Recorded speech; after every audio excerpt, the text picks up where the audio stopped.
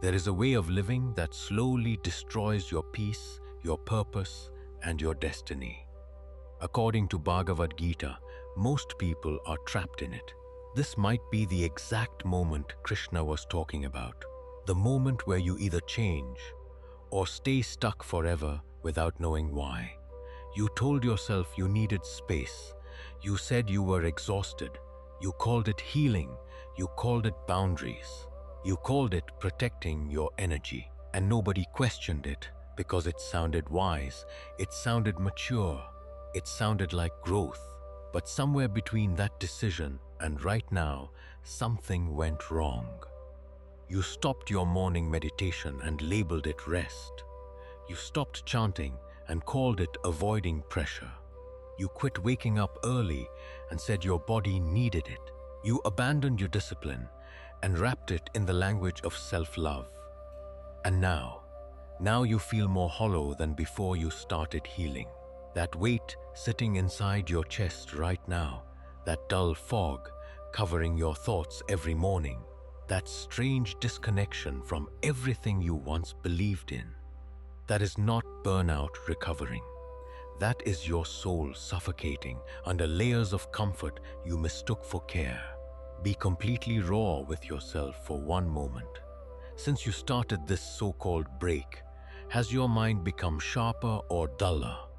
Write one word in the comments section below, just one, sharper or duller. Hold that answer because it tells you exactly where you stand. Nobody warned you about this trap.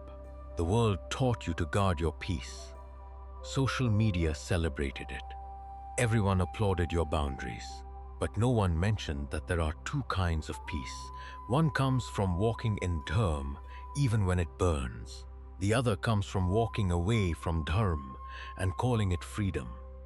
They look identical from outside, but one strengthens your soul. The other empties it so quietly that you don't notice until you're standing in the middle of your own ruin. And this is where it gets uncomfortable. You didn't just take a break. You replaced devotion with distraction. You replaced discipline with scrolling. You replaced inner work with entertainment and convinced yourself it was necessary. You started feeding the very things your meditation was designed to starve. Late nights consuming content that adds nothing to your soul. Hours lost in conversations that circle around gossip, complaint, and comparisons. Habits you once controlled now controlling you again. But this time, you don't even flinch. Because you gave yourself permission, and permission without awareness becomes surrender to the lowest version of yourself. Here is what makes this terrifying. You still believe you are spiritual. You still think you are on the path. You still identify as someone who follows dharma. But your actions and your identity no longer match. You think this is just a phase. You think you'll fix it when you feel like it. You think you're still in control, but what if you're not? What if this isn't a temporary break, but the beginning of a pattern that slowly takes over your mind? A pattern so subtle that you don't even realize when it becomes your nature. This is not new. This has happened to people long before you, and that's exactly why it was warned about. Thousands of years ago, Krishna addressed exactly this kind of person. In Bhagavad Gita, chapter 3, verse 6, Karmendriyani sanyamya ya aste manasa smaran, indriyarthan vimudhatma mithyacharaha sa uchyate. The one who outwardly controls the senses but inwardly keeps feeding desires and pleasures. Krishna did not call that person confused. He did not call them weak. He used a far more devastating word, mithyachar, a pretender, a fraud, someone living a lie so deep that even they believe it.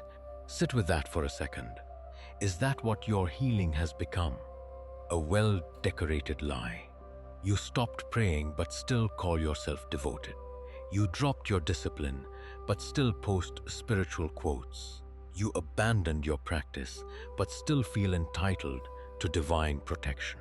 When was the last time you sat in genuine silence with the divine, not performing, not posting, not asking for anything, just sitting. If you cannot remember, that gap itself is your answer. Write the number of days, weeks, or months below. No explanation needed, just the truth. Here is what most people refuse to accept. Comfort did not heal you. Comfort silenced you. It muted the very voice inside that used to correct you, guide you, stop you before you crossed the line. That voice has not disappeared. It has been buried under layers of justification. You silenced your conscience and called it peace. But real peace doesn't require you to abandon your values. Real peace doesn't ask you to ignore what you already know is true. Real peace doesn't leave you emptier with each passing week. What you're experiencing is not peace. It is spiritual numbness dressed in comfortable clothes, and numbness is far more dangerous than pain. Because pain at least demands your attention. Numbness lets everything decay without a sound. Think about the last few months honestly. Your reactions have changed, haven't they? Things that once disturbed your conscience now barely register. Boundaries you once held firmly have quietly dissolved. Standards you swore you'd never lower have been adjusted, renegotiated, removed, and each time you had a perfectly logical reason. But logic and dharma are not always the same thing. Sometimes dharma demands what feels uncomfortable, inconvenient, even painful, because dharma sees what your limited mind cannot. If this message is pulling something to the surface that you have been burying, do not run from it. That discomfort is not an attack. It is a correction arriving exactly when it should. And if this space has been meaningful to you, if these words have reached somewhere deep, consider supporting this work through Ko-fi. The link is pinned in the comments section below. A small gesture from you keeps this message alive for the next person who desperately needs to hear it. Now back to where it matters most. You have been operating on a dangerous assumption. You assumed that because nothing visibly collapsed, everything was fine. But spiritual damage does not announce itself with explosions. It announces itself with silence. The silence of a prayer life that disappeared. The silence of a conscience that stopped correcting. The silence of a soul that once burned with devotion, but now barely flickers. That silence is not peace. That silence is distance, and the longer you stay in it, the harder the return becomes. Not because the divine moved away, but because you forgot the road back. Right now, in this exact moment, do you feel close to the divine or distant?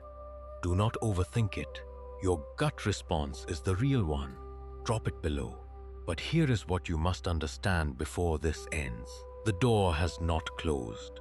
You may have walked far. You may have stayed away long. You may have built an entire lifestyle around avoidance and named it evolution. But the path back is not as far as your guilt wants you to believe. It does not require a dramatic moment. It does not demand a flawless plan. It does not ask you to repair everything first. It requires one honest admission. I have been deceiving myself. That single sentence, spoken with sincerity, carries more spiritual force than 1,000 hollow rituals performed on autopilot. Because the moment you stop pretending, something inside you realigns. Not all at once, not perfectly, but truly. One genuine prayer after months of silence hits deeper than years of mechanical repetition. One morning of real discipline after weeks of avoidance rebuilds what comfort could never touch. One honest look in the mirror without filters, without excuses, without self-care language shielding your ego. That single look can bring back everything you thought you lost. Krishna did not condemn the pretender forever. He exposed the pretense so the person underneath could finally breathe. That is what this message is doing right now. Not punishing you, not shaming you, stripping away comfortable labels so you can see clearly where you actually stand. And where you stand is not the end, it is a crossroads. One direction leads deeper into the comfortable lie. The other leads back to the fire of dharma, uncomfortable, demanding, relentless, but alive. Choose, not tomorrow, not after one more break, not when the mood strikes. Now, because later is the single most dangerous word in a spiritual life. Later becomes never, and never becomes a lifetime spent in comfortable emptiness, wondering why nothing ever felt truly real. If something cracked open inside you while hearing this, do not seal it shut again. Let it fall. Write one sentence in the comment, not for anyone watching, just for yourself. I am done pretending. Let that be the first honest declaration you have made in a long time, because honesty is where every real return begins. And this return, if you choose, it will be the most important decision you have made in months. Do not waste this moment. It found you for a reason.